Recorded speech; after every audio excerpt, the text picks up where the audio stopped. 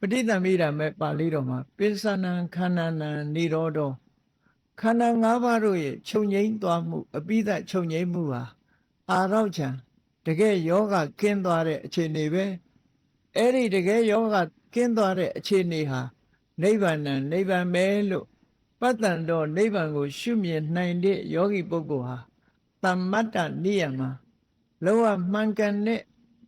နိယာမမေဃနိယာမတရားတို့ဩက္ကမတိဝင်ရောက်သွားနိုင်တယ်လို့ဟောတယ်လို့ဆိုထားတာဖြစ်တယ်။ဒါကြောင့်မို့မှန်ကန်တဲ့အမြင်တစ်ခုဒါဝိပဿနာရှုနိုင်ဖို့ကဲနောက်တစ်ခုစဉ်းစားကြရအောင်ခန္ဓာ၅ပါးကိုယောဂါလို့တင်မြင်တဲ့ပုဂ္ဂိုလ်ကလည်းယောဂါလို့ရှုတဲ့ပုဂ္ဂိုလ်ရှိတယ်လို့တခြားနည်းနဲ့ရောခန္ဓာ၅ပါးကိုကြည့်လို့မရဘူးလားဆိုကြည့်လို့ရတယ်